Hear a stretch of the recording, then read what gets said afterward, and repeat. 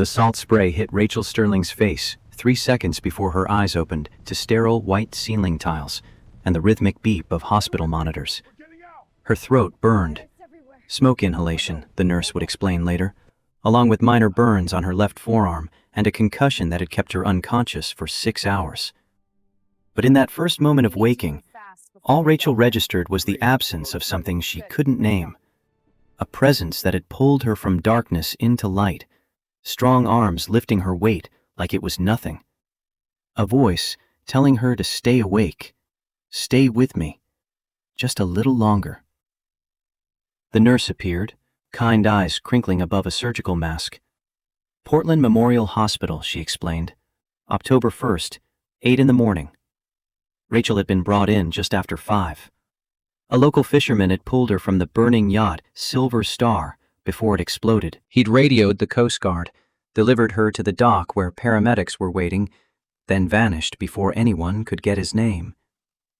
Rachel's fingers found the call button, pressed it twice. When the nurse returned with water and painkillers, Rachel's question came out as a rasp. "The man who saved me. Where is he?" The nurse shook her head. "He left before the ambulance arrived. Nobody knows who he was." 20 minutes later, Rachel's assistant, Sarah Chen, burst through the door, laptop bag swinging from her shoulder, phone pressed to her ear, finishing a call with the legal team. She disconnected mid-sentence when she saw Rachel sitting up in bed, alive and coherent. The relief on Sarah's face lasted exactly 4 seconds before shifting into the professional efficiency that had made her invaluable for 7 years. "The yacht is total loss. Insurance is already asking questions." The dock security cameras caught the fire starting around 4:20, electrical malfunction in the engine room. "You were asleep in the main cabin." Sarah pulled up footage on her tablet, angled it toward Rachel. "This is the rescue." The video quality was poor, darkness broken only by orange flames reflecting off black water. A small fishing boat appeared in frame, dinghy lowered. A figure, impossible to make out features through the smoke, broke through the yacht's cabin window, disappeared inside for 90 seconds that felt like hours, then emerged carrying Rachel's limp body. The yacht listed hard starboard. The figure moved with practiced efficiency, lowering Rachel into the dinghy, rowing back to the fishing boat with powerful strokes. The yacht exploded 7 seconds after the dinghy cleared the blast radius. Rachel watched the footage 3 times. The rescuer never looked toward the shore cameras, never paused for recognition, just saved her life and left. "We've issued a $25,000 reward," Sarah said. "Press release went out 2 hours ago. Every news outlet in Maine is running the story. Victoria Sterling, CEO of Sterling Technologies, rescued by mystery hero who disappeared without a trace." She paused, fingers hovering over the tablet. "It's been 6 hours. Nobody has called." Rachel stared at the frozen frame showing the fishing boat, small and weathered against the burning luxury yacht. $25,000 was pocket change to most people she knew, a month's salary to some, a year's savings to others. Who walks away from that kind of money after risking their life? "Someone who can't afford to be found," Rachel said quietly. Sarah looked up, sharp. "What do you mean?" "I don't know yet." Rachel swung her legs over the side of the bed, ignored the dizziness that followed. "But I'm going to find out." The doctor wanted to keep her for observation. Rachel signed herself out against medical advice, which surprised exactly no one who knew her. By noon, she was in the back of a town car heading to her rental property in Cape Elizabeth, phone pressed to her ear with David Reynolds on the line. Reynolds ran a private investigation firm she'd used twice before for corporate due diligence. Thorough, discreet, expensive. "I need you to find someone," Rachel said. "Fisherman. Operates out of Seaside Cove or nearby. Would have been on the water around 4:30 this morning. Boat is small, working vessel, nothing fancy. He would have called in a mayday around 5. Reynolds was quiet for 3 seconds. "That's not much to go on." "It's what I have. $25,000 is being offered publicly. He hasn't claimed it. That tells us something. Tells us he doesn't want to be found. Which is exactly why I need you to find him. Rachel watched the Maine coastline blur past, rocky shores and pine forests. And Reynolds, this stays between us. No connection to Sterling Technologies. You're doing background for a private citizen. Understood. I'll need a few days. Rachel ended the call and leaned back against leather seats that cost more than most people's monthly rent. Her head throbbed. The burns on her arm pulsed with each heartbeat. She closed her eyes and saw the moment again, waking in the smoke-filled cabin, lungs screaming, the door blocked by debris. Then hands on her shoulders, strong and certain, a voice cutting through her panic. You're okay. I've got you. The smell of engine oil and salt water, calloused palms supporting her weight. She'd spent 20 years building Sterling Technologies from a garage startup to a multinational corporation worth $3.2 billion. She'd negotiated with senators and foreign ministers, survived hostile takeover attempts, outmaneuvered competitors who'd tried to bury her. She knew how to read people, how to find leverage, how to get what she wanted. But she had no idea how to find a ghost who saved lives and disappeared. 3 days later, Reynolds called with his preliminary report. Nothing. The Coast Guard had a record of the distress call, male voice, no identification given, reported a yacht fire and requested immediate medical assistance at the Seaside Cove public dock. The call had come from a marine radio, impossible to trace to a specific vessel. The dock security footage showed Rachel being transferred to the ambulance, but the fishing boat that had brought her in was already gone. Harbormaster's log showed no unusual activity that morning, which meant whoever had brought her in hadn't formally docked. I've got 12 registered fishermen and boat mechanics working out of Seaside Cove, Reynolds said. I can run background checks, but if this guy doesn't want to be found, he's not going to sit still for an interview. Rachel sat in her temporary office, laptop open to Sterling Technologies' quarterly projections. The board meeting was in 4 days. Her executive team expected her to be in Boston by tomorrow to review the acquisition proposal Derek Morrison had been pushing for 3 months. Normal life pulling her back into its orbit. I'll handle the interviews myself, she heard herself say. Reynolds paused. You're going to Seaside Cove? Yes. With respect, Miss Sterling, that's not the most efficient use of your time. Rachel looked at her calendar, color-coded blocks representing millions of dollars in decisions, hundreds of employees depending on her strategic vision. Clear my schedule for the next 2 weeks. 2 weeks? The board meeting, Derek can handle it. That's why we pay him. Rachel closed the laptop. Book me a place to stay in Seaside Cove. Something low-key. I'm doing research for a book on coastal communities. The lie came easily. She'd been lying to herself for 20 years, telling herself that the next deal, the next milestone, the next billion would fill the hollow space where connection should be, where family should be.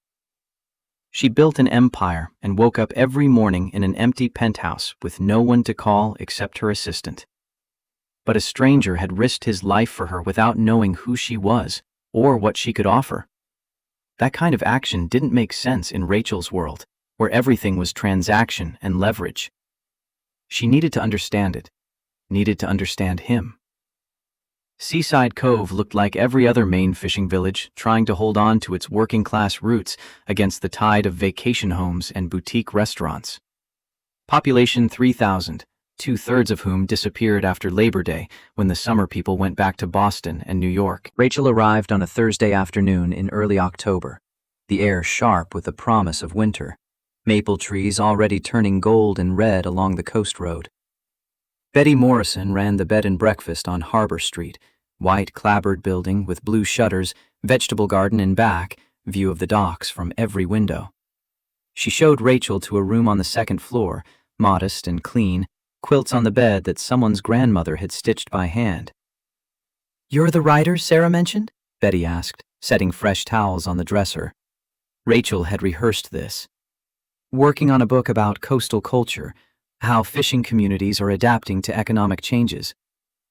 Betty's expression suggested she'd heard variations of this story before. Every summer person who showed up thinking they could capture the soul of a place in 3 chapters and a photo essay. But she was gracious about it, main polite, and pointed Rachel toward Murphy's Diner for the best coffee and the most reliable source of local information. Murphy's occupied a corner lot with windows facing the harbor.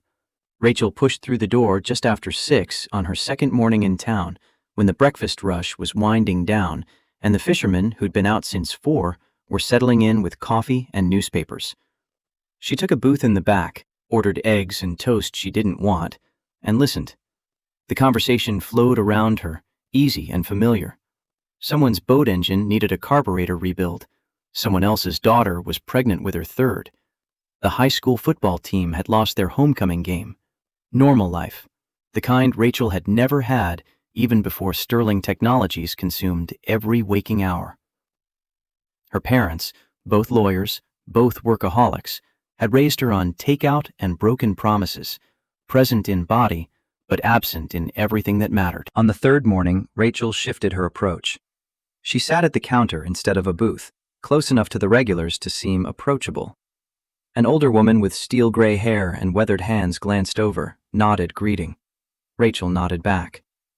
"You're the writer staying at Betty's place," the woman said. Statement, not question. "Researching coastal communities." Rachel sipped coffee that was better than anything she could get in Manhattan. "I'm interested in how traditional fishing culture survives economic pressure." The woman's eyes crinkled. "That's a fancy way of asking if we're dying out." "Are you?" "We're adapting, like we always do." She extended a hand. "Martha Cole. My husband runs the boat repair shop." They talked for 20 minutes. Martha had lived in Seaside Cove her entire life, 63 years. She'd seen the sardine cannery close, the paper mill shut down, the summer people buy up half the waterfront, but the core remained. Families who'd fished these waters for generations, who knew every rock and current, who helped each other through hard winters and harder losses.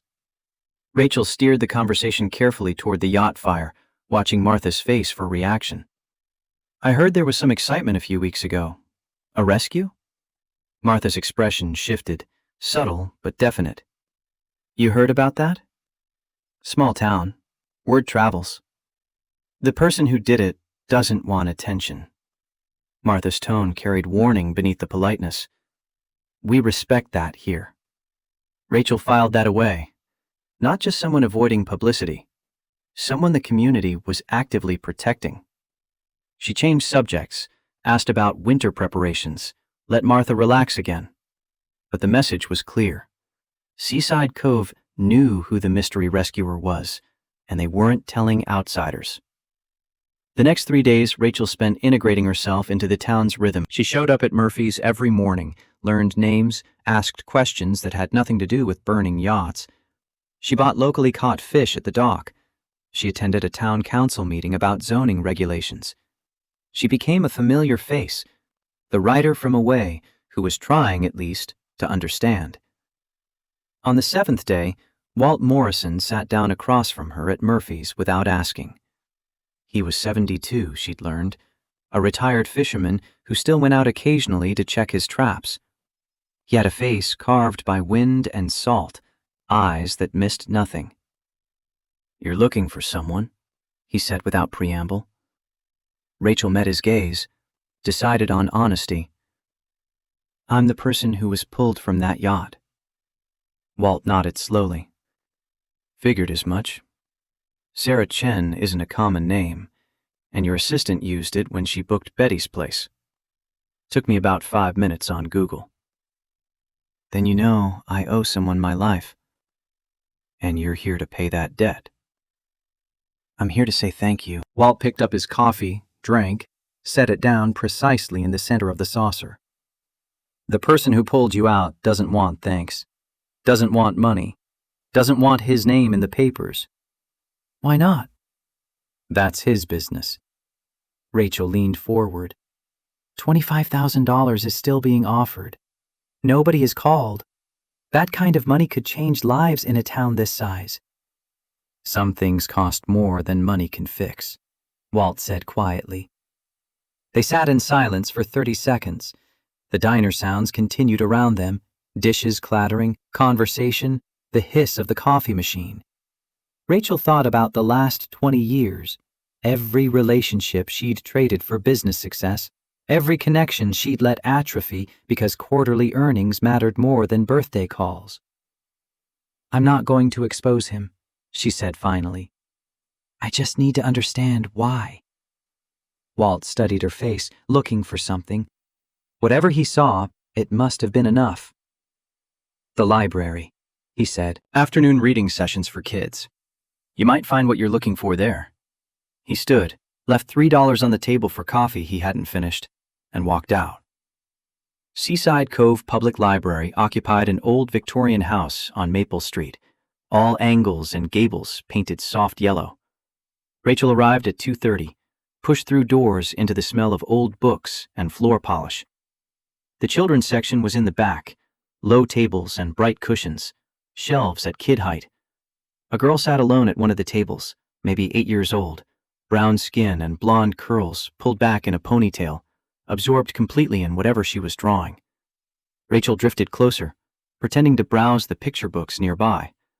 The girl's artwork was remarkable for her age, detailed, expressive, clearly the work of someone with natural talent.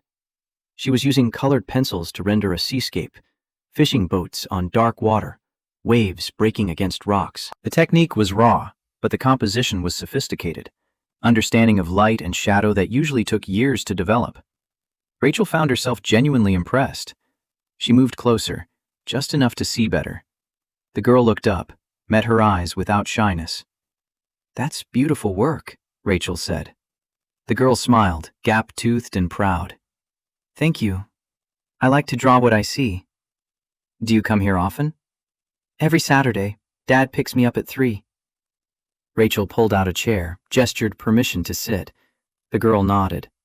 Up close, Rachel could see more drawings spread across the table, boats, seagulls, the harbor at different times of day. One caught her attention, darker than the others. Orange flames erupting from a sleek yacht, black smoke billowing, a small boat approaching through the chaos, 2 figures, one carrying the other. Rachel's pulse quickened. "That one is different." The girl picked it up carefully, protective. "I saw this from my bedroom window. It woke me up at 4:30 in the morning. The boom was so loud." Rachel kept her voice level, casual. "That must have been scary." "A little, but I knew Dad would handle it." The words fell into place like puzzle pieces clicking home. "Your dad?" "He went out on his boat, rowed to the fire, and saved someone." The girl's voice carried simple pride. "He brought her back safe." Rachel's throat tightened. "That was very brave." "Dad's always brave." The girl looked at the drawing again, then at Rachel, something shifting in her expression, recognition dawning. "Wait. You're the person in the news, the one he saved." Rachel saw no point in denying it. "Yes." The girl's eyes widened. "But Dad said it was private. He said I couldn't tell anyone." "Why did he say that?" "I don't know. He just looked really worried when the news came on TV, talking about the reward." The girl bit her lip. "I'm not supposed to say anything. He'll be upset if he knows I told you." Rachel leaned forward, keeping her voice gentle. "I won't tell him we talked. But can I ask your name?" The girl hesitated, loyalty and politeness warring on her face. "Emma. Emma Carter." "It's nice to meet you, Emma." Rachel extended her hand. They shook, formal and serious. "Your dad sounds like a good man." "He's the best." Emma started gathering her drawings, checking the clock. "I have to go. He picks me up at 3 and he's never late." Rachel stood, moved to the window that overlooked the street. At 3 on the dot, a battered pickup truck pulled to the curb. The driver's door opened and a man climbed out, Tall, broad-shouldered, moving with the economy of someone who'd spent years doing physical work. Black skin, graying hair at the temples, wearing canvas work jacket and jeans worn soft at the knees. He turned toward the library, and Rachel saw his face. Strong features, eyes that carried weight, the kind of presence that came from weathering storms, both literal and metaphorical. She didn't recognize him. The smoke and darkness had obscured too much, but something in her chest recognized the competence, the quiet strength. Emma burst through the library doors and ran to him. He caught her, swung her up despite her size, held her close for 3 seconds before setting her down. The gesture was pure love, unself-conscious and complete. They talked for a moment, Emma gesturing animatedly. The man glanced toward the library, but Rachel had already stepped back from the window. She waited 5 minutes before leaving, giving them time to drive away. Then she walked back to Betty's place and called David Reynolds. "James Carter," she said when he answered. 42 years old, works as a boat mechanic, lives in Seaside Cove with his daughter Emma. I need everything you can find. Reynolds was quiet for 2 beats. "You found him." "His daughter found me, or I found her. Either way, I need background, discreet as possible." "Give me until tomorrow morning."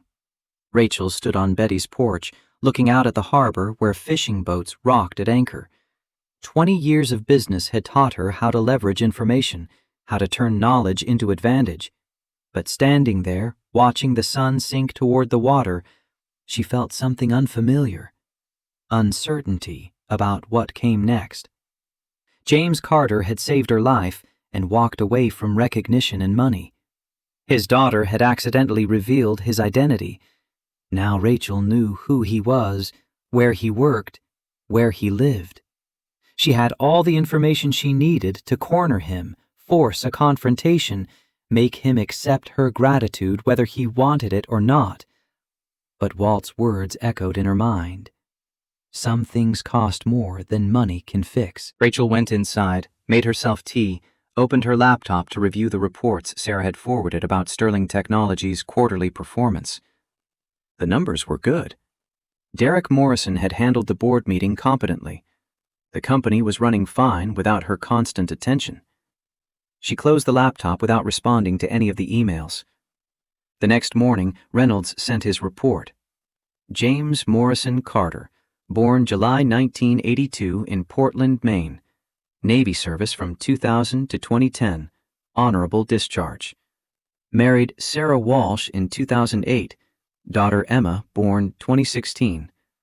Sarah died from breast cancer in 2021 after 2 years of treatment.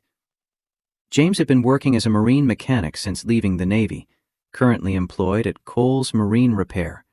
He owned a small house on Harbor Road and a 30-year-old fishing boat called Second Chance.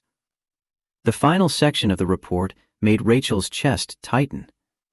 Current custody dispute with Robert and Catherine Walsh, maternal grandparents of Emma Carter. The Walshes were pursuing full custody, arguing that James lacked financial stability to provide adequate care. Court date scheduled for November 11th, 4 weeks away. Reynolds had attached financial records. James's annual income from Coles Marine was $42,000. He supplemented it with occasional fishing income, maybe another $8,000 yearly. His wife's cancer treatment had left him with $30,000 in medical debt, still being paid off in monthly installments. His mortgage was 3 months behind.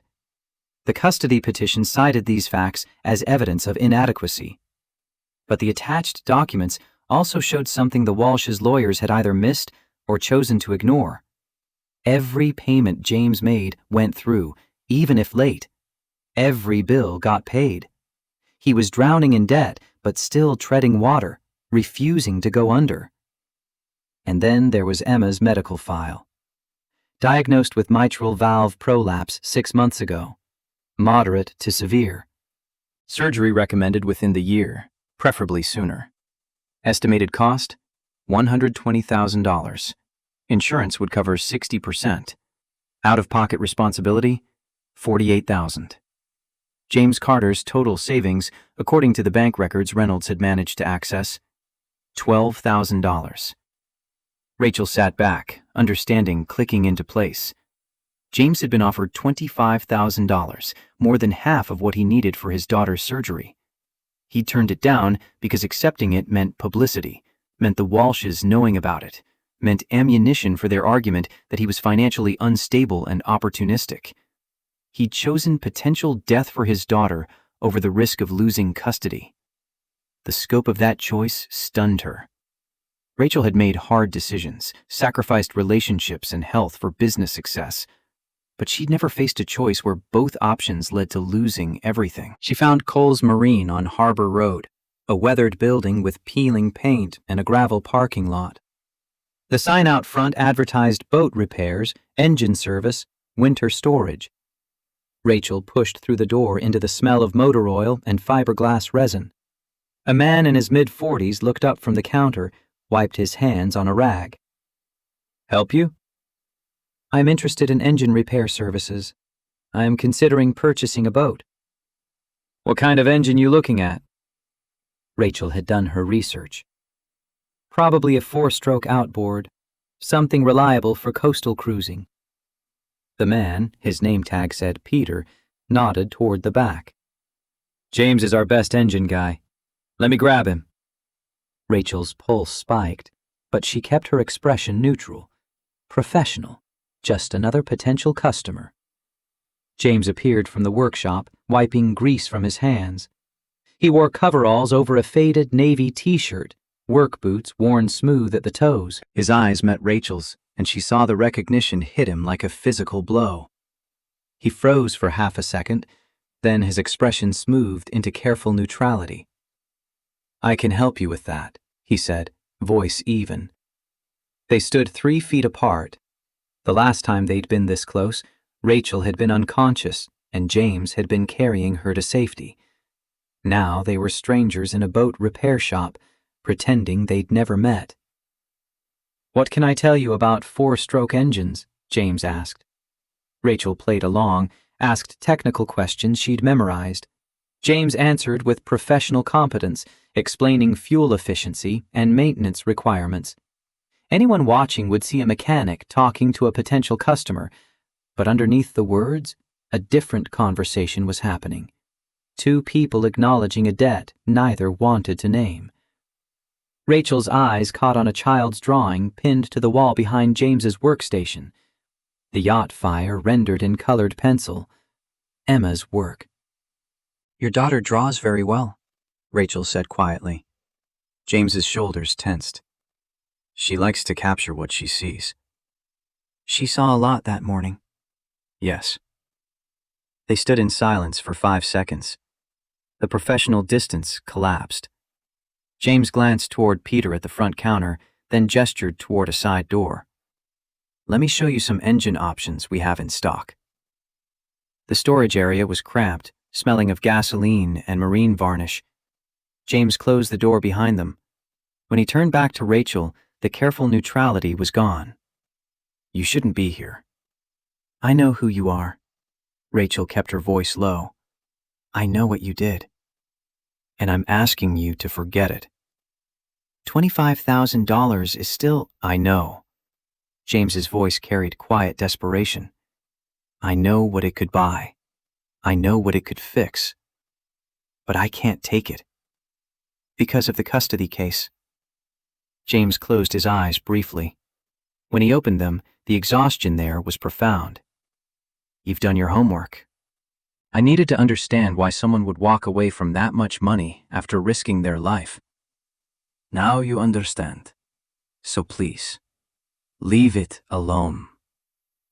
Rachel studied his face, seeing the calculation he'd made. Publicity meant the Walshes knowing he'd rescued a billionaire, which would feed their narrative that he was irresponsible and opportunistic. The reward money would look like a payoff. Every good thing he'd done would be twisted into evidence against him. "What if I could help without it being connected to the rescue?" Rachel asked. "Sterling Foundation has pediatric cardiac emergency grants. Emma would qualify." James's jaw tightened. Same problem.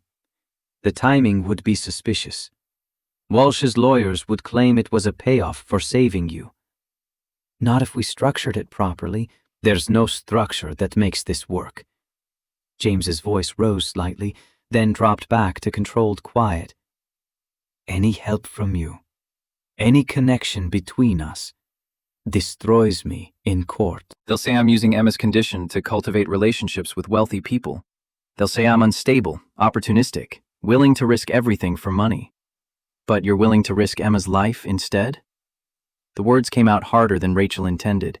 James flinched like she'd struck him. That's not fair. No, it's not. Rachel felt something crack in her chest, 20 years of careful control fracturing. But it's the choice you're making.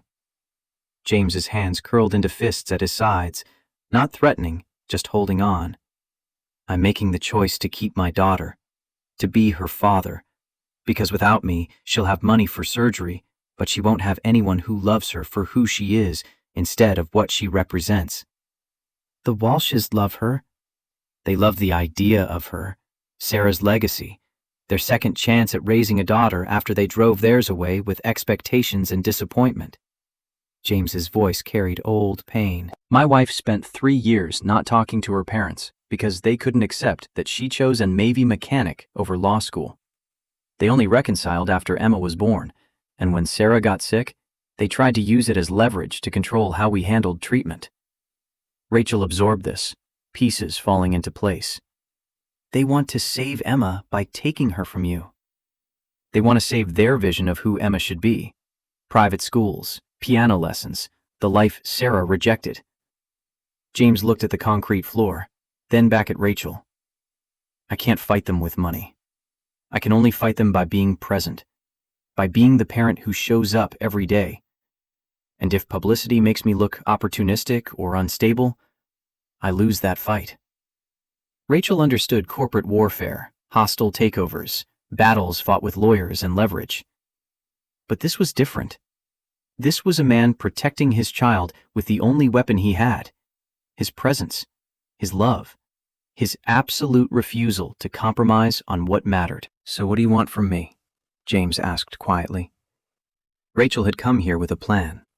Thank him, offer help, leverage her resources to solve his problems. But standing in this cramped storage room, she realized her plan was useless. James Carter didn't need her money. He needed her to disappear. I want to understand how you do it, she said instead. How you choose between two impossible options. James's expression softened fractionally. You don't. You just make the choice that lets you sleep at night and hope it's enough. Rachel pulled a business card from her wallet, held it out. If anything changes, if there's ever a way I can help that won't destroy you in court. James took the card, looked at it, slipped it into his coverall pocket.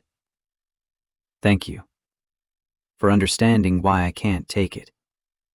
Rachel left Cole's Marine and walked back to Betty's place through October sunshine that felt colder than it should. Her phone buzzed with messages from Sarah. The board wanted her input on the Techron acquisition. Derek needed a decision on the European expansion. Investors were asking about her timeline for return. The normal world pulling her back. But Rachel found herself resisting the pull. She'd come to Seaside Cove to find the man who saved her life. She'd found him. She'd offered help and been rejected. The logical next step was to return to New York, get back to running her company, let James Carter fight his battles alone. But something kept her in place. Not obligation anymore. Something else. Curiosity, maybe. Or recognition. She saw in James Carter a version of sacrifice she'd never considered. Choosing to be present over providing. Choosing love over logic. Choosing the long, hard road because it was the only one that preserved what mattered most. Rachel had spent 20 years optimizing every aspect of her life for efficiency and profit. She'd sacrificed presence for provision, connection for convenience, and she'd ended up alone in a burning yacht with no one to miss her if she died. James Carter had nothing except a daughter who adored him and the community that protected him without being asked. Rachel sat on Betty's porch as afternoon faded into evening, watching fishing boats return to harbor. Her laptop remained closed. Her phone stayed silent. For the first time in 2 decades, she wasn't sure what decision would maximize value or minimize risk. She only knew she wasn't ready to leave. Rachel extended her stay at Betty's place for another week, then another. Sarah's emails grew increasingly pointed. The board wanted Rachel in Boston. Derek was making decisions without consulting her. Investors were starting to ask questions about leadership stability.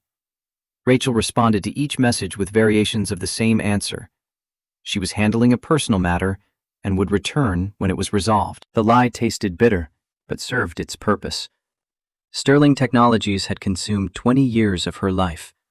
It could survive 3 weeks without her constant attention. Seaside Cove revealed itself slowly to someone willing to stay. Rachel learned the rhythm of the fishing boats departing before dawn, engines rumbling across dark water. She learned which mornings Walt Morrison would be at Murphy's and which days he'd be out checking his traps. She learned that Emma Carter walked to school with 2 friends who lived on her street, that James picked her up every afternoon at 3:15, never late, never making excuses. Rachel found herself at Murphy's most mornings, coffee and toast, listening to conversations that had nothing to do with quarterly earnings or market share. Martha Cole talked about her granddaughter's college applications. Peter complained about supply chain delays on boat parts. Walt discussed the weather patterns with the confidence of someone who'd spent 70 years reading the sky. On her 14th day in town, Emma appeared at Rachel's table during Saturday breakfast rush, art supplies tucked under her arm. "Can I sit here? All the other tables are full." Rachel gestured to the empty seat. Emma settled in, pulled out a sketchbook, started drawing the harbor view through the window. They sat in comfortable silence for 10 minutes before Emma spoke without looking up from her work. "Dad doesn't know I told you who he was. At the library. I won't mention it." "Good." Emma's pencil moved across paper, capturing the curve of a fishing boat's hull. "He's been worried lately. More than usual." Rachel sipped coffee, keeping her tone casual. "About what?" "The court thing with Grandma and Grandpa Walsh. They want me to live with them in Boston." Emma's hand stilled on the paper. "I don't want to go, but Dad says it's complicated." Rachel had read the custody filing Reynolds provided. Robert and Catherine Walsh weren't monsters. They were grandparents who genuinely believed they could provide a better life for their granddaughter. Better schools, better health care, better opportunities. They saw James's financial struggles and concluded that love wasn't enough when a child's future was at stake. They weren't entirely wrong. They just weren't entirely right either. "Your dad loves you very much," Rachel said carefully. "I know," Emma resumed drawing. "That's why I'm scared." "Why would that make you scared?" "Because sometimes loving someone means letting them go. That's what happened with Mom." Emma's voice stayed steady, but her grip on the pencil tightened. "She loved us so much, she fought the cancer for 2 extra years. The doctor said it was too advanced, that treatment would just make her sick. But she did it anyway, because she didn't want to leave us." Rachel's throat constricted. That was brave. It was, but it also meant she was in pain the whole time. And Dad had to watch her suffer because she loved us too much to stop fighting. Emma looked up finally, eyes too old for 8 years. "So yeah, I'm scared Dad will decide that letting me go to Boston is the loving thing to do, even if it breaks his heart." The insight was devastating in its clarity. Rachel had built a career on understanding human motivation, predicting behavior, finding leverage. But this child had articulated a fear Rachel hadn't fully grasped, that James might lose not because he was weak, but because he was strong enough to sacrifice himself if he thought it would benefit his daughter. Emma finished her drawing, packed up her supplies as James's truck pulled to the curb outside. She hopped down from the booth, then paused. "You like Dad, right? As a person, I mean. Rachel chose her words carefully. I think he's remarkable. Then maybe you could help him see that staying together is better than being apart, even if we're poor. Emma slung her backpack over her shoulder. Just a thought. She left before Rachel could respond. Through the window, Rachel watched Emma climb into the truck, watched James ruffle her hair affectionately before pulling away from the curb. The gesture was so ordinary, so suffused with casual love, that Rachel felt its absence in her own life like a physical ache. Her phone buzzed. Sarah again, this time with an urgent flag. Rachel stepped outside to take the call. The board is meeting tomorrow morning. Derek's pushing for a vote on the Techron acquisition without you present. Sarah's voice carried uncharacteristic stress. He's arguing that your extended absence demonstrates lack of commitment to strategic decision-making. Rachel leaned against Murphy's brick wall, October wind cutting through her jacket. That's not how board votes work. He can't force a decision without quorum. He has 5 board members lined up. You need to be there, or he gets his way by default. The Techron acquisition was Derek's pet project, a horizontal integration that would expand Sterling Technologies' market share, but required taking on significant debt. Rachel had opposed it in 3 separate meetings, argued for organic growth instead of leveraged expansion. Derek saw it as conservative thinking, failure to capitalize on opportunities. Tell them I'll call in remotely. Rachel, Sarah's tone shifted, less assistant and more friend. What are you doing? You've never missed a board meeting in 15 years, and now you're camping out in a town of 3,000 people for what? Some guy you met once? I'm figuring something out. Figure it out faster, because Derek is positioning this as a referendum on your leadership. If you don't come back soon, there might not be a company left to run. Rachel ended the call and walked down to the public dock, where fishing boats rocked at anchor and seagulls fought over scraps. She'd built Sterling Technologies with the single-minded focus that had defined her entire adult life. Every decision optimized for growth, every relationship evaluated for strategic value, every hour accounted for in terms of productivity. And it had worked. She was a billionaire CEO with power and influence that most people could only imagine. But standing on this weathered dock in coastal Maine, watching regular people live their modest lives with more genuine connection than she'd experienced in decades, Rachel couldn't remember the last time she'd felt anything resembling contentment. She called Sarah back. Set up the remote connection for tomorrow's meeting. And Sarah, start looking into Sterling Foundation's grant criteria. I want to understand what would qualify someone for emergency medical assistance without it looking suspicious. Sarah was quiet for 3 beats. You're still trying to help him. He won't take direct help, but maybe there's an indirect path. Rachel, you can't save everyone. I'm not trying to save everyone, just the one person who saved me. The board meeting the next morning was a masterclass in corporate maneuvering. Derek presented the Techron acquisition as a once-in-a-generation opportunity, backed by market analysis and growth projections that looked compelling on paper. Rachel countered remotely, her face on the conference room screen, arguing that taking on $200 million in debt during an uncertain economic climate was reckless gambling disguised as bold leadership. The vote split 6-5 in Rachel's favor. Barely. Derek's expression on the video feed told her this wasn't over. He was building support, positioning himself as the forward-thinking executive versus her conservative caution. After the meeting ended, Derek called her directly. Where exactly are you? Maine. Personal matter. Personal matter that's more important than a $200 million acquisition? Derek's voice carried calculated concern. Rachel, the board is starting to question your priorities. I'm trying to protect you here, but I can't do that if you keep disappearing. Rachel looked out Betty's window at the harbor, where James's fishing boat was motoring out for the afternoon. The acquisition can wait. The company's fine. The company is fine because I'm holding things together, but I can't do that indefinitely. Then don't. I'll be back when I'm ready.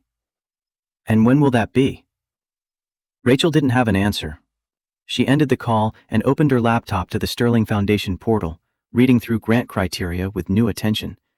Emergency medical grants require documentation of financial hardship, proof of immediate medical need, and demonstration that the family had exhausted other options. Emma qualified on every metric. But James was right.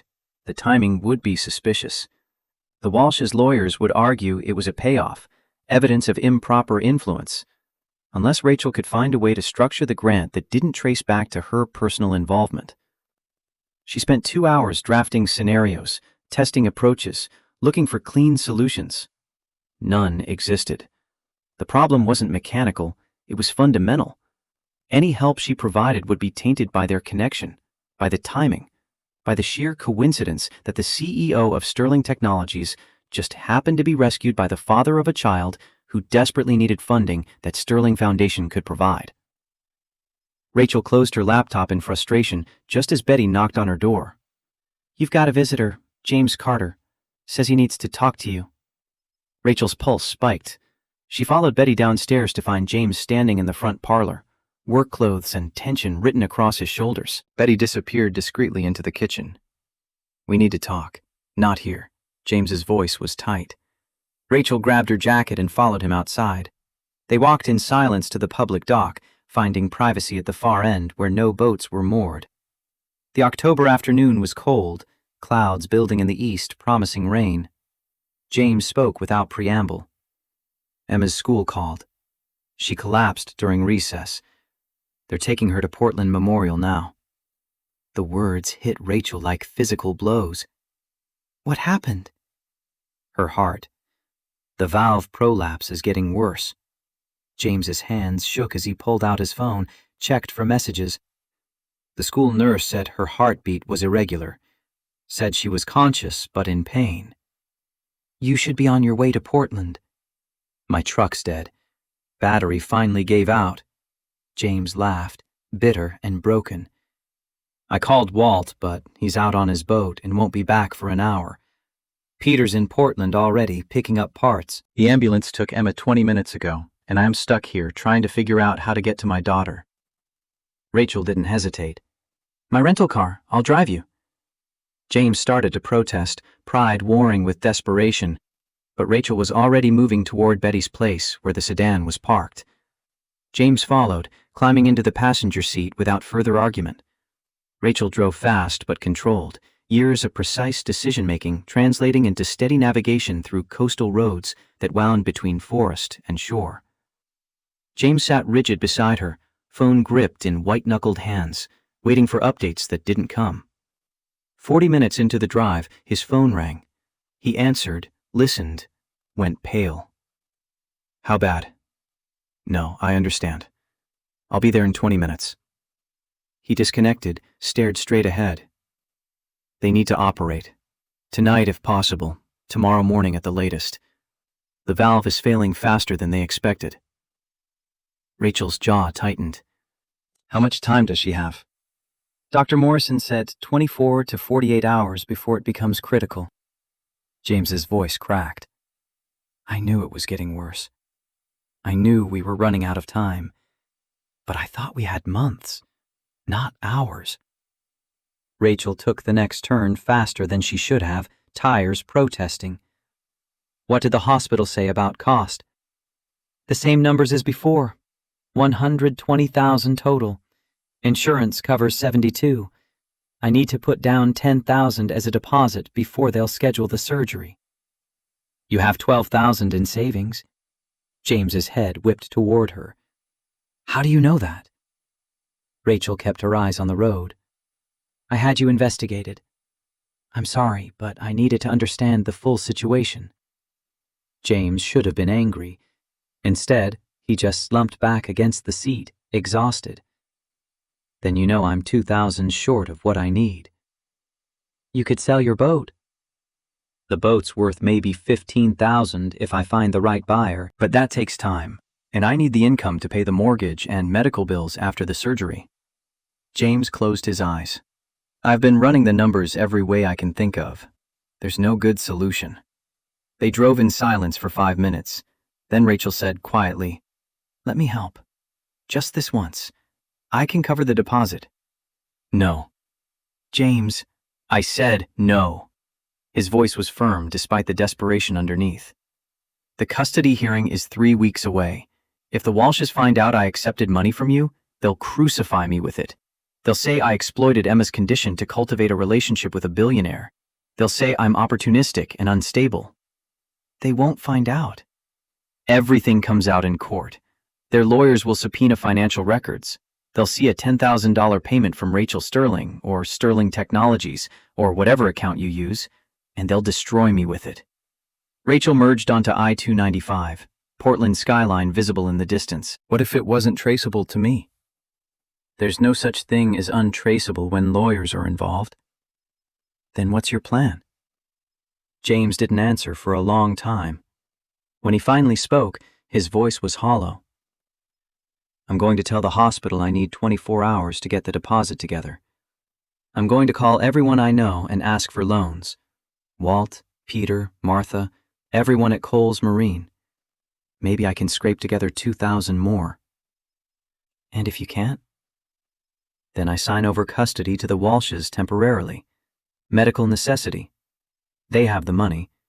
They can authorize the surgery immediately." James's hands curled into fists.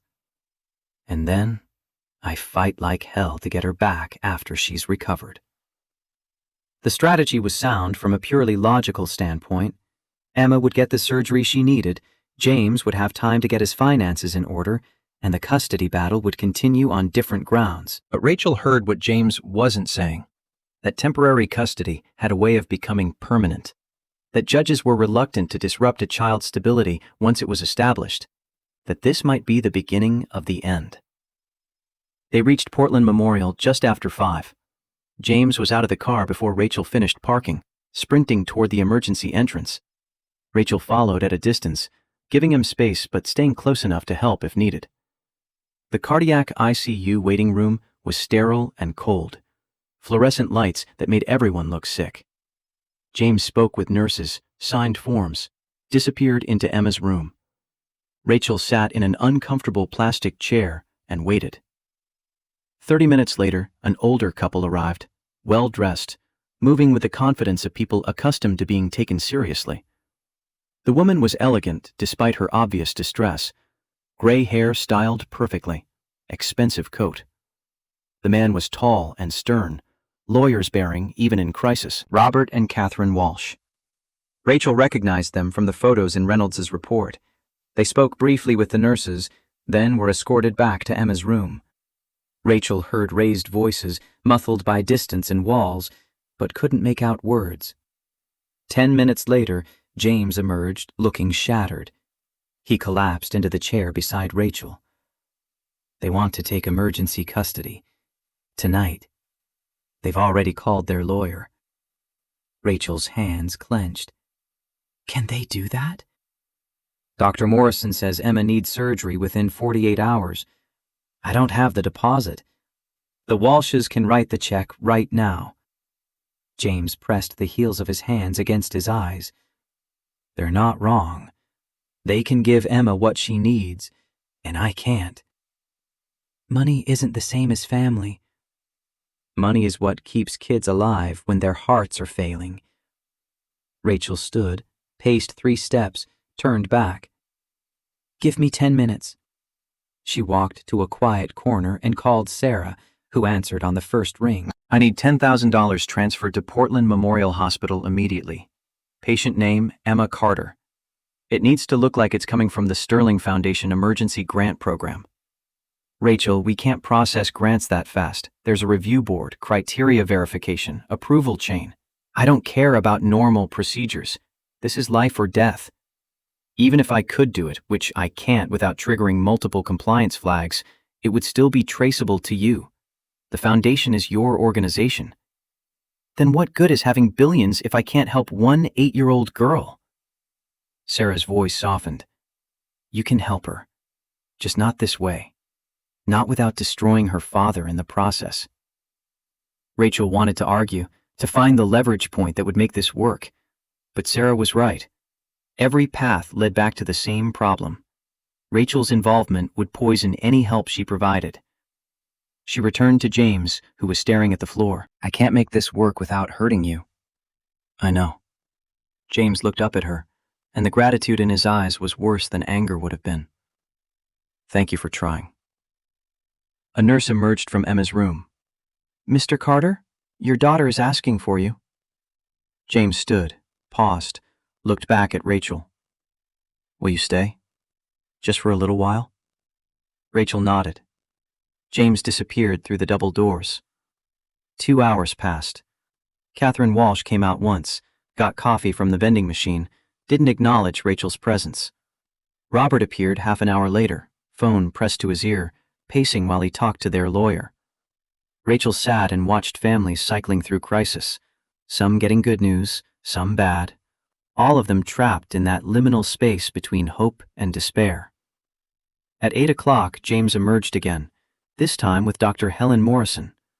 The doctor was 50-ish, competent demeanor and kind eyes. "Mr. Carter has explained the financial situation. I've spoken with the hospital administration. We're willing to waive the deposit requirement and begin surgery prep tonight, with the understanding that payment arrangements will be finalized within 90 days. James's head snapped up. "What? Why would you do that?" Dr. Morrison glanced at Rachel briefly, then back to James. "Someone made a very compelling case that Emma's surgery couldn't wait for financial negotiations. Someone also offered to serve as personal guarantor for the full amount if necessary." James turned to Rachel, understanding and anger warring on his face. "You did this." "I told them I would guarantee payment. That's all. There's no money changing hands right now, no paper trail, just my word that the bill will be paid." Rachel met his eyes steadily. "You can pay it back however you want, whenever you can. But Emma gets the surgery tonight." "The Walshes will find out." "Maybe. But it's my guarantee, not my payment." "And I'm betting their lawyers will have a harder time twisting that into evidence of your inadequacy." James stood frozen for 30 seconds that felt like hours. Then he turned back to Dr. Morrison. "Do it. Schedule the surgery." The doctor nodded and left. James sat down heavily, head in his hands. "I don't know if I just made the right choice or signed my own death warrant." Rachel sat beside him. "You made the choice that keeps Emma alive. Everything else is negotiable." "Not custody. That's not negotiable." "Then we'll find a way to make it work." James looked at her sideways. "We?" Rachel hadn't meant to say that. The word had slipped out, implying partnership and commitment she had no right to claim. But sitting in this hospital waiting room, watching James face impossible choices with impossible grace, she couldn't bring herself to take it back. "I'm not going anywhere." "You barely know me. I know you risked your life to save mine without knowing who I was or what I could offer. I know you're willing to lose everything rather than compromise on what matters to you.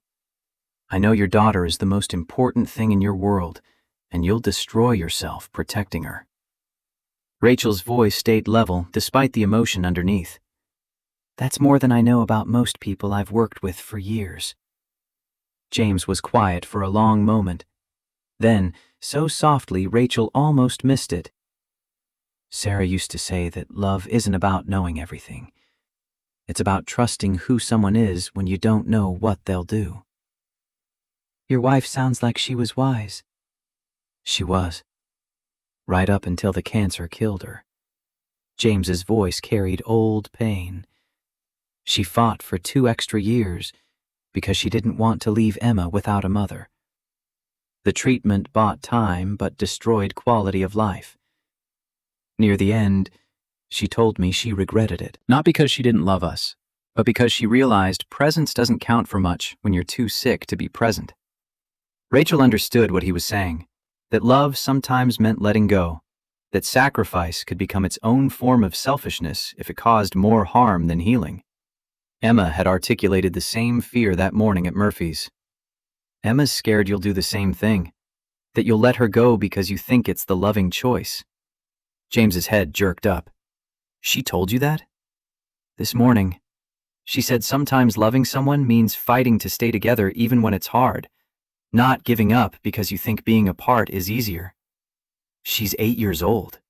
She shouldn't have to think about things like that. She does think about them, because she's your daughter, and she understands what's at stake. They sat in silence as an hour passed, then another. At 10 o'clock, Dr. Morrison returned.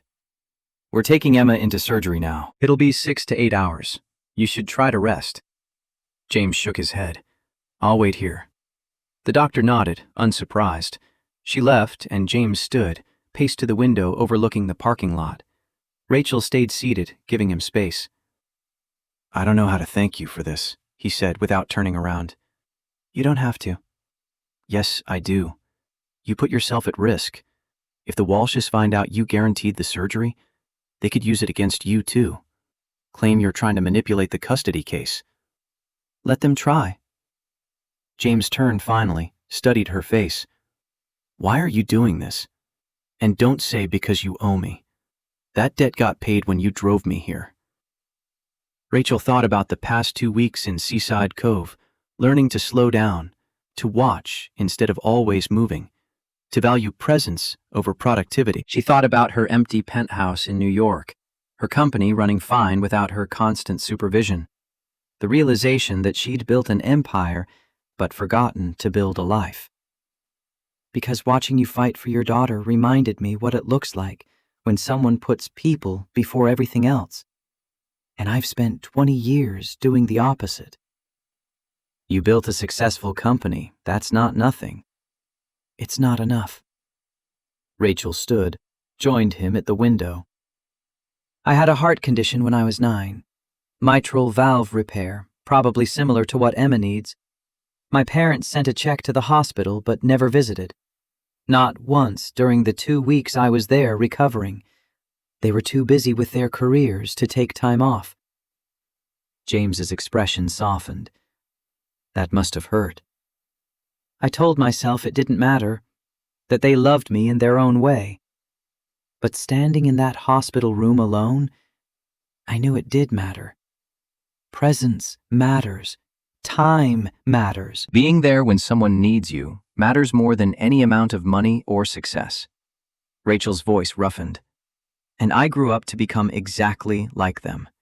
So yes, I'm helping because I owe you. But I'm also helping because watching you refuse to abandon Emma is teaching me what I should have learned 30 years ago. They stood side by side watching car lights move through the parking lot below. After a while, James spoke again. The Walshes loved Sarah. They really did. They just loved her the way they thought they should, pushing her toward achievement, measuring her worth by accomplishments. Sarah chose me because I loved her for who she was, not what she could become. Her parents saw that as settling. He paused. They're not bad people. They just can't understand that Emma needs a father who shows up, not a trust fund that provides. Will they use this against you? The surgery? Probably. They'll say I couldn't handle the crisis, that I needed outsider intervention, that Emma would have died without their wealth as backup plan. James's jaw tightened. And they won't be completely wrong. You found a solution. That's what matters. I found someone else to solve my problem. That's different. Rachel turned to face him directly. You've been solving your own problems since your wife died. You've held this together through grief and debt and a daughter's medical crisis. Accepting help once doesn't erase 3 years of showing up every single day. The court might see it differently. Then we'll make sure they see it correctly. James met her eyes. There you go with we again. Get used to it. Something shifted in his expression. Not quite acceptance, but maybe acknowledgement that Rachel wasn't leaving until this played out. He returned to the waiting room chairs, settled in for the long night. Rachel sat beside him, close enough to offer support but not touching. At midnight, Catherine Walsh appeared in the waiting room doorway. She looked at James, then at Rachel, then back to James. "Robert and I are going to a hotel. We'll be back in the morning." Her voice was controlled, but the strain showed underneath. "I want you to know, we're not trying to take Emma from you out of malice. We genuinely believe she'd have a better life with us." James's response was quiet but firm. "The best life for Emma is with her father." "Even when her father can't afford to keep her alive?" "I found a way. That's what parents do." Catherine's lips pressed into a thin line. "You found a wealthy stranger to bail you out. That's not the same as providing." "She's not a stranger. She's someone who understands what Emma needs." Catherine looked at Rachel again, reassessing. "You're the woman from the yacht, the one James saved." Rachel nodded. "He risked everything to pull me out." Now I'm returning the favor. By guaranteeing $120,000 in medical bills? That's a very expensive thank you. Compared to my life, it's cheap. Catherine studied Rachel for a long moment. "My daughter chose a man like James because she was rebelling against our expectations. She wanted to prove that love mattered more than success. And maybe it does. But love doesn't pay for heart surgery. Love doesn't ensure a child gets the education and opportunities she deserves." "No," Rachel said quietly. "But love shows up every day. Love knows Emma's favorite bedtime story and which way she likes her sandwiches cut. Love makes her feel safe even when everything is falling apart. You can buy a lot of things with money, Mrs. Walsh, but you can't buy what James gives Emma every single day." Catherine's composure cracked slightly.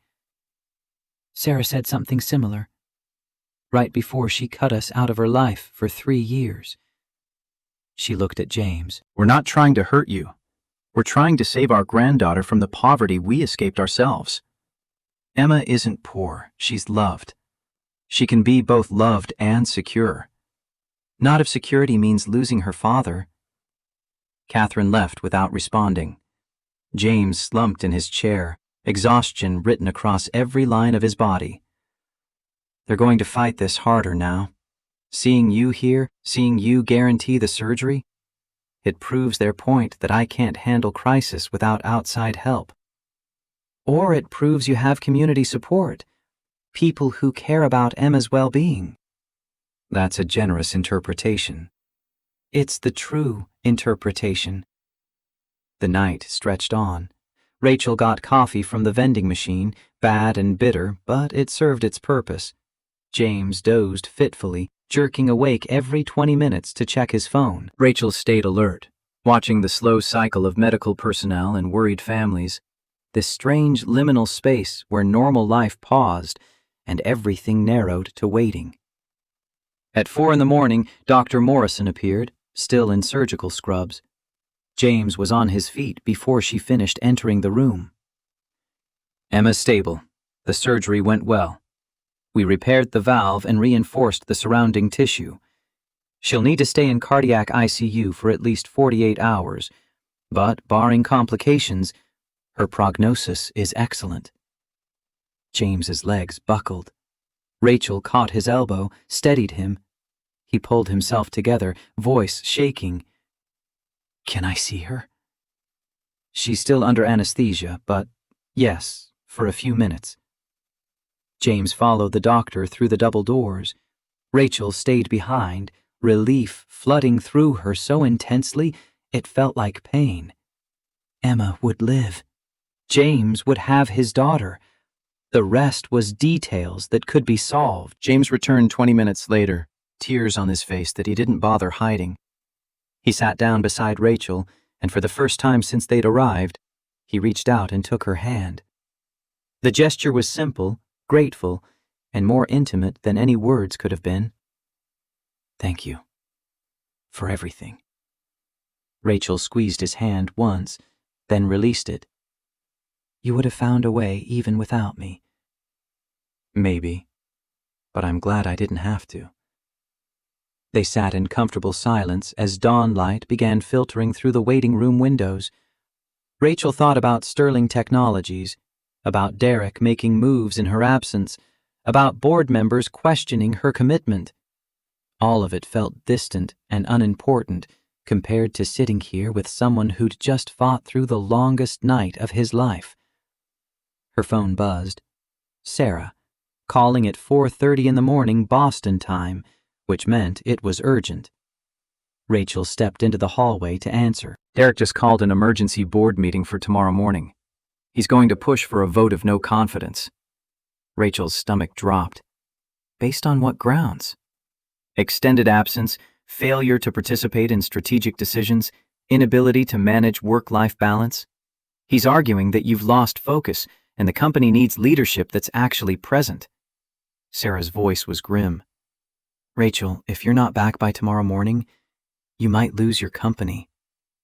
Rachel looked through the waiting room window at James, who was staring at his hands with an expression that mixed relief and exhaustion.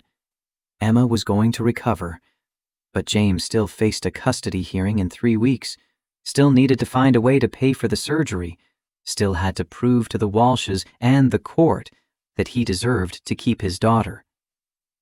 Tell Derek I'll be there. You will? Rachel ended the call and returned to the waiting room. James looked up as she approached. Work calling? Board crisis.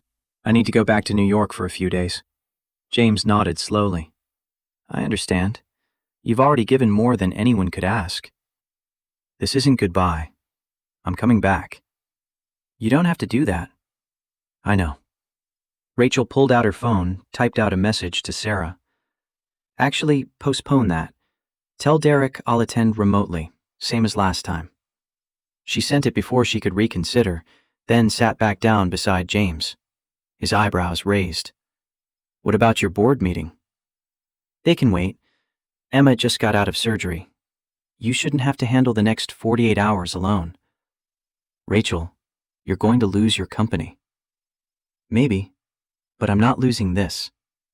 She gestured at the space between them, the connection they'd built over 2 weeks and one impossible night. Whatever this is. James was quiet for a long time, then so quietly she almost missed it. Sarah used to say the moment you realize someone else's well-being matters as much as your own is the moment you stop being alone. Rachel thought about the past 2 weeks, about choosing to stay in Seaside Cove instead of returning to her normal life, about guaranteeing Emma's surgery despite the risks, about sitting in this hospital instead of flying back to protect her company. She'd spent 20 years building Sterling Technologies into something that would outlast her. But sitting here with James, watching dawn break over Portland, she wondered if she'd been building the wrong kind of legacy all along. The board vote came through at 10 p.m. Thursday while Rachel sat in James's kitchen helping Emma with homework. Her phone buzzed once. Sarah's text contained just 2 words. You won. Barely. Rachel set down the phone without responding. Emma looked up from her math worksheet, pencil hovering. Good news or bad news? Good news that feels complicated. That's the worst kind. Emma returned to her fractions with the focus of someone who'd learned early that some problems had clear solutions and others didn't. James emerged from the den where he'd been organizing medical supplies. The board? 6 votes to 5. I keep CEO title. Derek gets COO with expanded authority. I work remotely, half-time from Maine. Rachel's voice was flat, processing. It's exactly what I proposed. I should feel victorious. But you don't. I feel like I won permission to be half present in a life I'm not sure I want anymore. Rachel stood, walked to the window overlooking the harbor. 20 years building something, and the best outcome is being allowed to care about it less? James joined her at the window, kept his voice low so Emma wouldn't hear. You're grieving. Even when you choose to let something go, it still hurts. Is that what happened with Sarah? You knew she was dying, but it still hurt when she went? Every single day. Choosing to accept reality doesn't make reality less painful. James's reflection in the dark glass was tired, warn. But the alternative, pretending she wasn't dying, fighting every inevitable step, that would have made the end even worse. Rachel thought about Sterling Technologies, about the company she'd built becoming something she managed at distance instead of controlled completely. The loss was real, even if it was chosen. Maybe especially because it was chosen. The custody hearing is tomorrow at 9. James's voice pulled her back. Isaiah wants you there by 8:30 to review your testimony. I'll be ready. Emma finished her homework and went to bed early, still recovering her strength. James and Rachel sat on the porch despite November cold, watching fishing boats rock at anchor, lights from the town reflecting off black water. I'm terrified, James said finally. Not of losing the hearing, of winning it and then failing Emma anyway, of proving the Walshes right by being unable to provide what she needs. You've been providing what she needs for 3 years. Medical care, stability, future opportunities, those aren't things I've been providing. Those are things I've been scrambling to cobble together through community support and lucky breaks, and now a guarantee from someone who barely knows us. James's hands gripped the porch railing. What happens when the luck runs out? Rachel chose her words carefully. Emma doesn't need luck. She needs consistency. And you've given her that every single day, regardless of circumstances. The Walshes can offer consistency too, plus resources I'll never have. They can offer material consistency. You offer something different. Rachel watched his profile in the darkness. When I was 9 and sick, my parents sent money but never showed up. I would have traded every dollar for one visit, one conversation, one moment of them choosing me over their work. Emma's not you. No, but she understands what you're giving her, even if a judge doesn't. Rachel paused. Isaiah's strategy with her artwork. Has he shown you what he's planning? Selected pieces that demonstrate emotional well-being and secure attachment. Drawings of us together, her room, the harbor, daily life. Visual testimony that she's happy and stable despite limited resources. That's good. But there's one drawing that matters most. Which one? The yacht fire. The first one she showed me at the library. Rachel turned to face him. That drawing shows a child who witnessed her father risk his life to save a stranger. That's not just about bravery. It's about values. It shows Emma understands her father helps people even when it's dangerous, even when there's no reward, because that's what good people do. James was quiet for a long moment. The Walshes will say it proves I was reckless, left my daughter alone to save someone I didn't know. Or it proves you're teaching Emma through example that some things matter more than safety, that courage means acting when action is needed, not when it's convenient. Rachel's voice strengthened with certainty. Emma doesn't just love you because you're her father. She respects you because she's watched you be the kind of person worth respecting.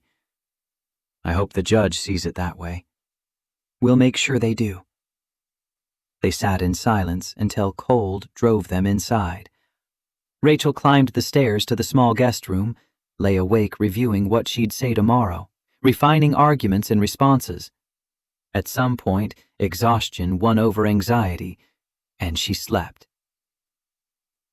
Friday morning arrived clear and cold, November sky sharp as glass. James wore his only suit, 10 years old and slightly tight across the shoulders. Emma stayed with Martha Cole, too young to attend, which was probably mercy. Rachel dressed in a tailored outfit that split the difference between corporate power and approachable humanity. Cumberland County Family Court occupied a modern building trying too hard to look welcoming. Isaiah Brooks met them in the lobby at 8:30 sharp, briefcase in hand and tension in his shoulders. The Walshes are already here with Grayson. They brought a child psychologist and a financial analyst as expert witnesses. Isaiah led them to a consultation room. We have Walt Morrison and Dr. Helen Morrison. And you, Miss Sterling, which is either our strongest asset or our biggest liability, depending on how Grayson plays it. What's he likely to do? paint you as either a misguided savior enabling James's inadequacy, or worse, someone with ulterior motives trying to influence custody for personal reasons. Rachel had anticipated this. I'm prepared to address both narratives. Isaiah reviewed her statement one final time, made minor adjustments to phrasing, then checked his watch. We're on. Remember, judges in family court care about child welfare above everything else. This isn't about which side wins arguments. It's about what's actually best for Emma. The courtroom was smaller than Rachel expected, less formal. Judge Margaret Holbrook presided, a woman in her early 60s with sharp eyes and the demeanor of someone who'd heard every manipulation tactic family law could produce. The Walshes sat on one side with Howard Grayson, perfectly composed. James and Isaiah took the other side, Rachel seated directly behind them. Judge Holbrook reviewed the file, then looked up. This is a hearing on emergency petition for custody modification filed by Robert and Catherine Walsh regarding their granddaughter Emma Carter, currently in the custody of her father, James Carter. Mr. Grayson, proceed. Grayson stood, radiating expensive competence. His opening statement painted a picture of loving grandparents worried about their granddaughter's future. He emphasized the Walshes' financial stability, their ability to provide excellent health care, educational opportunities, emotional support. He presented Emma's medical crisis as evidence that James couldn't handle emergencies without outside intervention. Mr. Carter's daughter nearly died because he lacked resources to cover a simple hospital deposit. Only the intervention of a wealthy stranger prevented tragedy.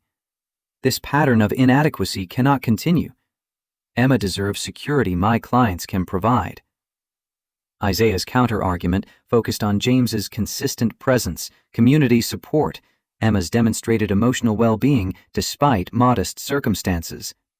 He presented school records showing excellent grades, teacher evaluations praising Emma's adjustment and happiness, pediatrician notes documenting good overall health before the cardiac emergency. Then the witnesses began. Grayson called his financial analyst first, who presented spreadsheets showing James's debt-to-income ratio, late payments, insufficient savings. The numbers painted a damning picture of someone barely keeping his head above water financially. Isaiah cross-examined, establishing that despite struggles, James had never missed a mortgage payment for more than 90 days, had never defaulted on any debt, maintained Emma's health insurance without interruption. Financial stress, yes. Financial failure, no. Isaiah's voice was firm. The child psychologist testified next, presenting general principles about children needing stability and resources. But on cross-examination, Isaiah revealed she'd never actually evaluated Emma, never visited the Carter home, knew nothing about the specific situation beyond what the Walshes had told her. So your expert opinion is based entirely on second-hand information from people seeking custody? Isaiah let the question hang. Dr. Helen Morrison took the stand for James's side, providing detailed medical history showing consistent care, all appointments kept, all follow-up protocols followed. Emma's cardiac condition was genetic, not caused by neglect or inadequate care.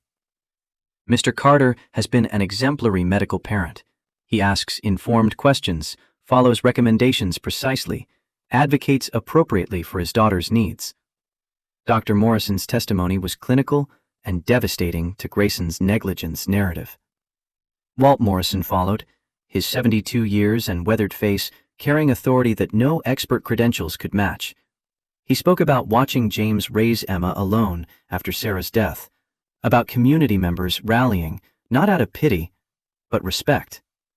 James Carter is the best father I've seen in 50 years living in Seaside Cove. Not because he's perfect, but because he shows up. Every morning, every night, every crisis, every ordinary day. That kind of consistency can't be bought. It's earned one day at a time. Grayson tried to discredit Walt as a biased friend, but the old fisherman's quiet dignity made the lawyer's attacks look petty. Then Judge Holbrook called a 15-minute recess. Rachel stepped into the hallway, found Catherine Walsh standing by the window overlooking the parking lot. They stood in silence for 30 seconds before Catherine spoke. You love my granddaughter. Rachel considered denying it, decided on truth. I barely know her. But yes, in the way you can love someone's potential, their goodness, their courage. Emma has all of that. Robert thinks you're manipulating the situation, playing savior to feel important. Catherine's voice carried no accusation, just curiosity. Your husband sees manipulation because that's how he operates. I see a child who needs her father, and a father fighting impossible odds to keep her. Rachel turned to face Catherine directly. When I was 9, I had the same surgery Emma just had. My parents sent checks but never visited. I spent 2 weeks alone in a hospital wondering if I'd done something wrong, if I wasn't worth their time. Emma will never wonder that about James. That's worth more than any trust fund. Catherine's composure cracked slightly. Sarah said something similar before she cut us out of her life, that we loved her resume more than we loved her. Did she? No. She loved that we cared enough to push her toward excellence, but she hated that our care came with conditions. Catherine's eyes glistened. We're trying not to make the same mistake with Emma. We just want her to have opportunities Sarah threw away. Sarah didn't throw away opportunities. She chose different ones, and Emma's not Sarah. Rachel's voice softened. You can't rewrite your daughter's story by controlling your granddaughter's future. Catherine looked away, blinking rapidly. What if we're right, though? What if James can't provide what Emma needs? Then Emma will still have a father who tried everything to stay in her life. That's not nothing. Court resumed. Isaiah called Rachel Sterling to the stand. She took the oath, settled into the witness chair, met Judge Holbrook's measuring gaze. Isaiah began with basic questions, her name, occupation, how she knew James Carter. He saved my life. I was trapped in a burning yacht. Mr. Carter risked his own safety to pull me out, then disappeared without claiming the reward offered for his identity. Isaiah guided her through the timeline, establishing that she'd sought James out, discovered his custody situation, learned about Emma's medical needs. Then he addressed the guarantee directly. Miss Sterling, you personally guaranteed Emma Carter's surgery costs. Can you explain that decision? Rachel had rehearsed this, but sitting in the courtroom, she abandoned the corporate language Isaiah had suggested. I watched Mr. Carter face an impossible choice. His daughter was dying, and he couldn't afford the deposit to schedule emergency surgery. He could accept money from me and risk losing custody, or he could let Emma's condition worsen while he scrambled for alternatives. No parent should face that choice. So you intervened. I offered what I could without creating paper trail that would damage Mr. Carter's custody case. A personal guarantee through my foundation's protocols. Emma qualified for assistance by every objective measure: single-parent household, medical emergency, demonstrated financial need. Some might say the timing was convenient, that you manipulated foundation processes to help someone you'd developed a personal interest in. Rachel looked directly at Judge Holbrook. The Sterling Foundation exists specifically for situations like Emma's. We've provided similar grants to 43 families in the past 18 months. Emma's case was handled through the same protocols as every other emergency medical grant. The only thing unusual was my personal knowledge of the situation, which allowed faster processing during crisis. Grayson took over for cross-examination, moving with predatory confidence. Miss Sterling, you've been in Seaside Cove for nearly 4 weeks now. That's a long time for a CEO to be away from a billion-dollar company. I've been working remotely. The company has continued to perform well. Well enough that your board nearly voted you out yesterday? Rachel kept her voice level. The board voted to restructure my role, not remove me. There's a difference. A restructuring prompted by concerns about your judgment and priorities, correct? Grayson smiled. Your extended absence in Maine, your personal involvement with Mr. Carter, your guarantee of a 6-figure medical bill. These actions raised questions about your fitness for leadership. They raised questions about whether I was willing to value human beings over quarterly earnings. The answer is yes. How much time have you spent with Emma Carter? Limited time. A few conversations, several observations at distance. And based on this limited contact, you felt qualified to guarantee her medical expenses and insert yourself into a custody dispute? I felt qualified to prevent a child from dying while her father and grandparents argued about money. Rachel's voice sharpened. My involvement isn't about custody. It's about ensuring Emma received necessary medical care without her father having to choose between his daughter's health and his parental rights. Grayson paced, building momentum. Miss Sterling, isn't it true that you've developed romantic feelings for Mr. Carter? That your judgment is compromised by personal attraction? Isaiah started to object, but Rachel spoke first. I respect Mr. Carter deeply. I'm grateful to him for saving my life. Whether those feelings constitute romance is irrelevant to Emma's well-being. So you don't deny it.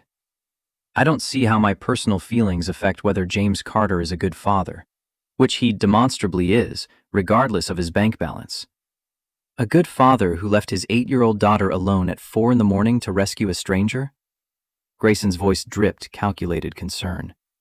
Rachel had prepared for this exact attack. A good father who was already awake and working at 4 a.m. to support his family, who saw someone in immediate danger and made a split-second decision to help, who pulled me from a burning yacht that exploded seconds after we cleared the blast radius. That's not recklessness, that's courage. And Emma understands the difference, even if you're choosing not to. The choice exposed her to risk. If Mr. Carter had died, he didn't die because he's competent and trained and knew what he was doing. Emma's father is a decorated Navy veteran who served 10 years, including multiple deployments.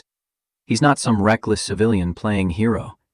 He's someone with actual rescue training who used those skills when they were needed. Grayson shifted tactics. You mentioned Mr. Carter's Navy service. Did you know he was medically discharged for injury? Rachel hadn't known that. She kept her expression neutral. No. Injured during a rescue operation that went wrong. 3 people died. Mr. Carter was the only survivor. Grayson paused for effect. Does that sound like someone with good judgment during crisis? Isaiah objected. Relevance? This hearing is about current parenting capability, not military service from over a decade ago. Judge Holbrook sustained the objection, but the damage was done. Rachel saw James's shoulders tense, saw pain flash across his face. Grayson had found a wound and pressed it. No further questions. Grayson returned to his seat, satisfaction evident. Isaiah declined redirect, letting Rachel step down. She passed James's chair, wanted to offer support, but the courtroom setting prevented it. She took her seat behind him, watched his rigid posture, recognized the defensive tension of old trauma unexpectedly exposed. Judge Holbrook called for final statements. Grayson argued that love wasn't enough, that Emma deserved security and resources the Walshes could provide. Isaiah countered that Emma needed her father's consistent presence more than her grandparents' money. Then Judge Holbrook did something unexpected. I'm calling a 30-minute recess. I want to review Emma's artwork that was submitted as evidence. Everyone stood as the judge left the courtroom. Isaiah gathered his files, expression unreadable. James headed for the hallway without speaking. Rachel followed, found him standing by a window, jaw clenched. I didn't know about the Navy discharge. I'm sorry Grayson ambushed you with that. James didn't look at her. 3 civilians and 2 contractors died because I made a call in the field that turned out wrong. I got a medical discharge and a psych evaluation. The Navy ruled it combat stress, not negligence, but the people were still dead. That wasn't in any background check I ran, because it sealed military record. But the Walshes have connections. They dug until they found it. James's voice was hollow. And they're right. I made a choice that cost lives. What if I make another bad choice with Emma? Rachel moved to stand beside him, keeping her voice low. You made a tactical decision with incomplete information in a combat zone. That's different from parenting. Is it? Because yesterday, I chose to let you guarantee Emma's surgery even though I knew it would complicate this hearing. That choice might cost me custody. Another decision, another consequence. You chose to keep your daughter alive. There's no universe where that's the wrong decision. James turned to look at her finally. Grayson asked if you had feelings for me. You didn't really answer. Rachel held his gaze. Because my feelings aren't the issue here. Emma's future is. Your feelings affect Emma's future if they're clouding your judgment about what's actually best for her. Are you asking if I care about you? Yes. Am I letting that cloud my judgment about Emma needing her father? No. Those are separate truths that can coexist. Rachel paused. The question is whether you trust me enough to believe that. Before James could respond, Isaiah appeared. We're being called back. The courtroom felt different as they retook their seats. Judge Holbrook had Emma's artwork spread across the bench, drawings of daily life, of the harbor, of father and daughter together. The yacht fire rendering sat on top. I've reviewed the evidence and testimony. I'm ready to rule. Judge Holbrook's voice carried the weight of someone making decisions that would reshape lives. This case presents a conflict between resource-based security and relationship-based stability. The Walshes can offer material advantages Mr. Carter cannot match. However, this court's primary concern is Emma's emotional well-being and best interests. Rachel's heart hammered. James sat motionless. I've reviewed Emma's artwork extensively. What I see is a child with secure attachment, healthy emotional processing, and clear understanding of her environment. These drawings show someone who feels safe and loved despite material limitations. Judge Holbrook picked up the yacht fire drawing. This image in particular is revealing. Emma witnessed her father risk his life to save a stranger. Rather than depicting this as abandonment or recklessness, she rendered it as heroism. That speaks to values being successfully transmitted from parent to child. Grayson started to speak, but the judge raised a hand. However, I'm also concerned about financial sustainability.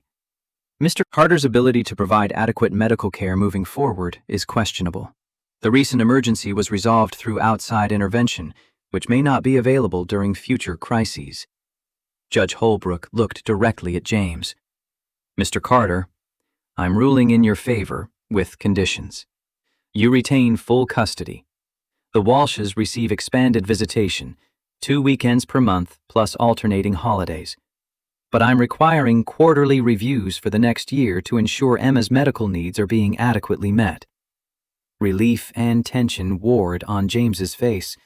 He'd won, but with ongoing scrutiny that felt like provisional victory. Furthermore, the judge continued, I'm ordering family mediation between Mr. Carter and the Walshes. This custody battle shouldn't have reached my courtroom.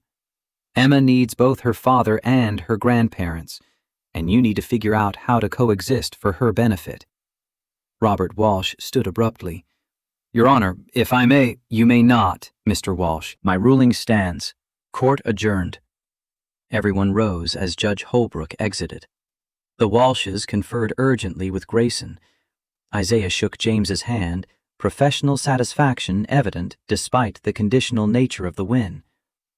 Catherine Walsh approached as they gathered their things. Her husband stayed back, jaw tight with anger, but Catherine moved forward alone. May I speak with you? Both of you. She looked at James and Rachel. They stepped into an empty consultation room. Catherine stood with her back straight, composure intact, but strain showing underneath. Robert wants to appeal. He thinks the judge made an emotional decision rather than a practical one. Catherine's hands twisted together. But I'm done fighting. Sarah cut us out of her life because we couldn't accept her choices. I won't make that mistake twice. James's expression was guarded. What are you saying? I'm saying we need to find a way forward that doesn't involve courts and lawyers. Emma needs her father. She also needs her grandparents. Those things aren't mutually exclusive unless we make them so. Catherine looked at Rachel.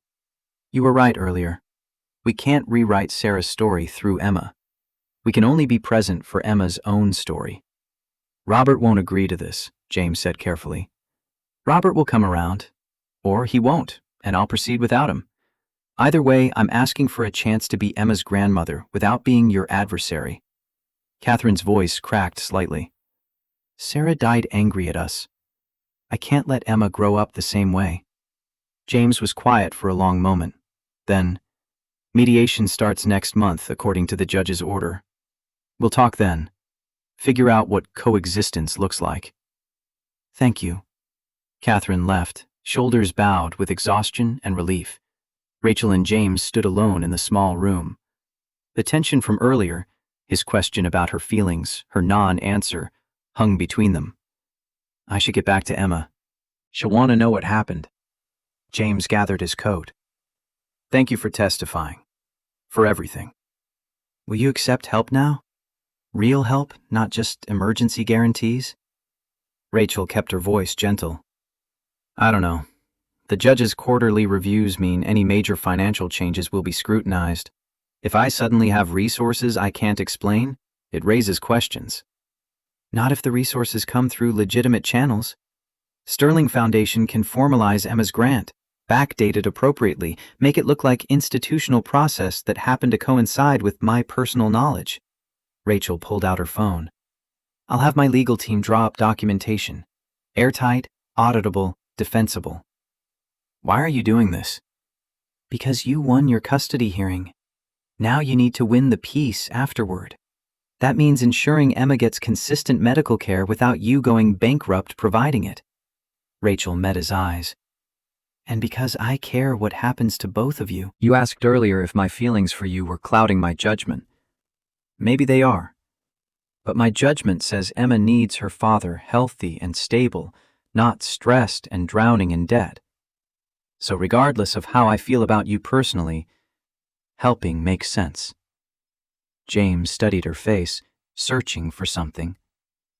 What happens when you go back to New York? When the novelty of small-town life wears off and you remember you've got a company to run? I restructured my role specifically so I can be here half-time.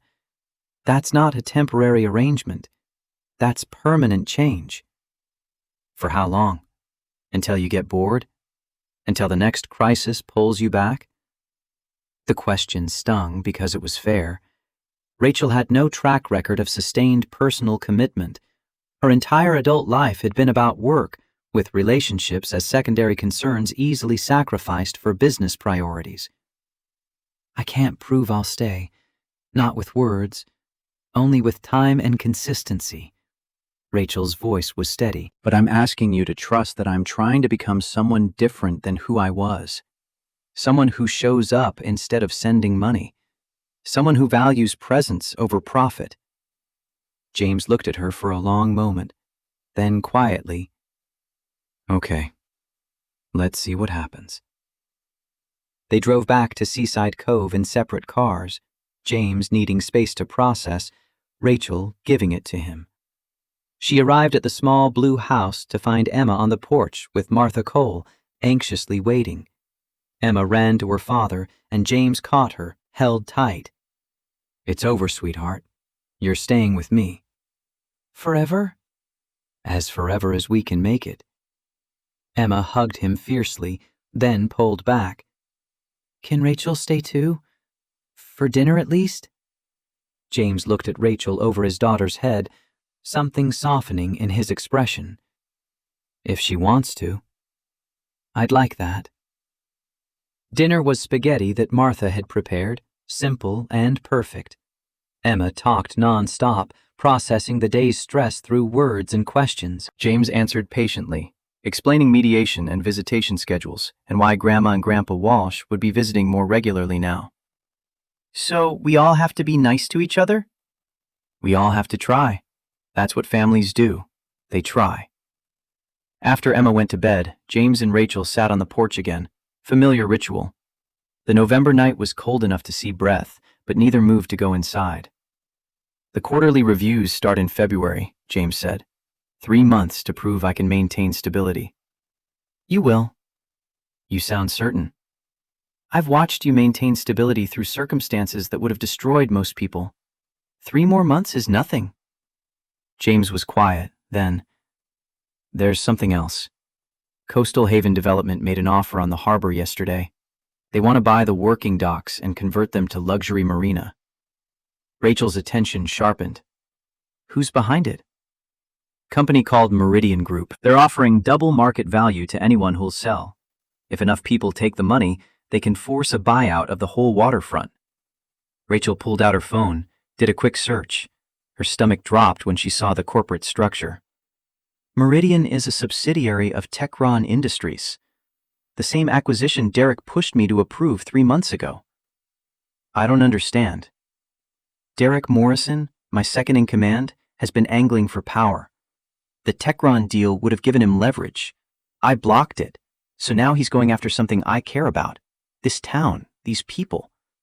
It's revenge dressed as business strategy." James absorbed this. "Can you stop it?" "Maybe, but not by throwing money around. That's Derek's game, and he's better at it than I am." Rachel thought through options, discarding corporate warfare tactics. What does the community want? To keep the docks working. Most people here have fished these waters for generations. Selling means giving up their livelihood, along with their property. Then we need to help them protect both. Not through my intervention, through their own collective action.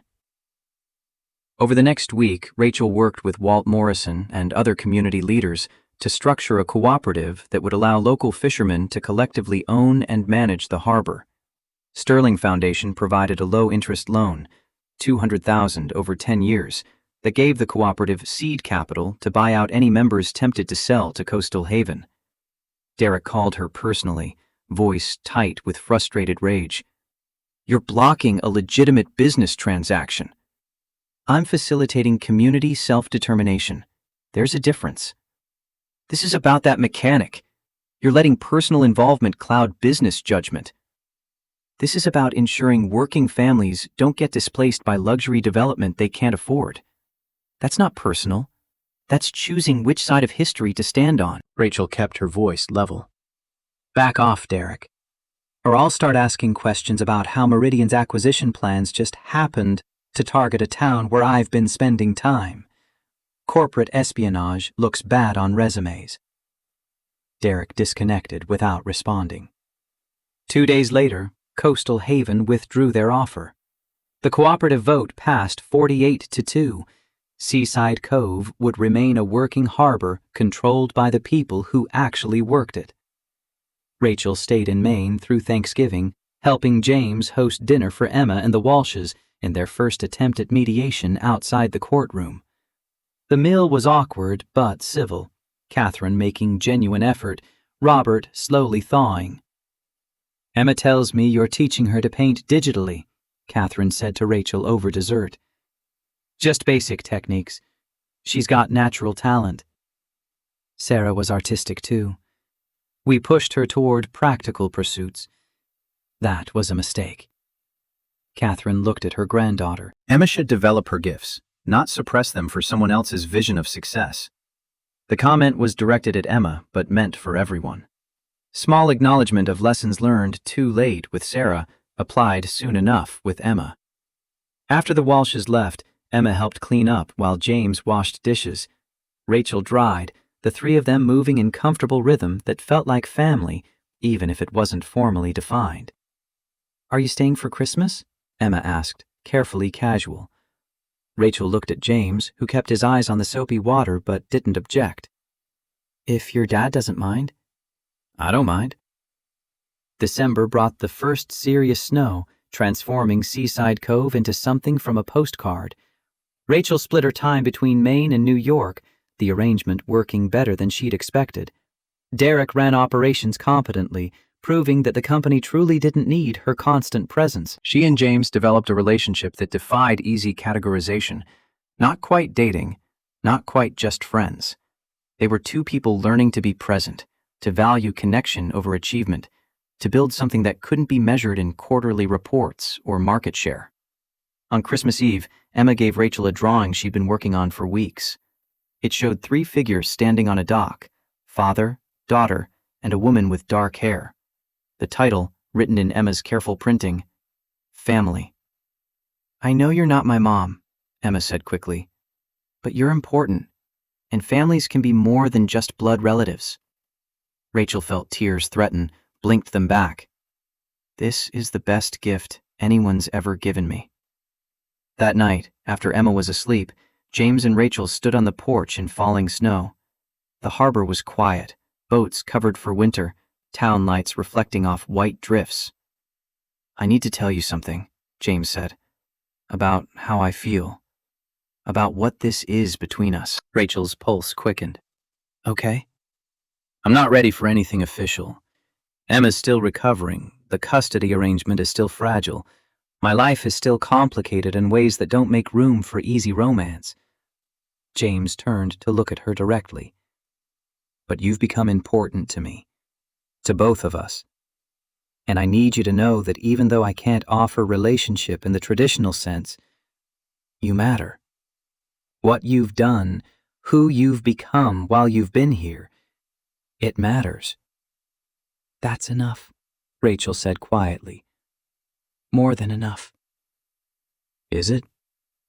Because you gave up a lot to be here. Your company, your position, your old life. And what you're getting in return is a complicated man with a sick daughter and a mortgage he can barely pay. That's not a fair trade. Love isn't supposed to be fair trade. It's supposed to be choosing someone's well-being, even when the math doesn't make sense. Rachel smiled. You taught me that. By refusing money you desperately needed because accepting it would hurt Emma. By risking your life for a stranger you didn't know.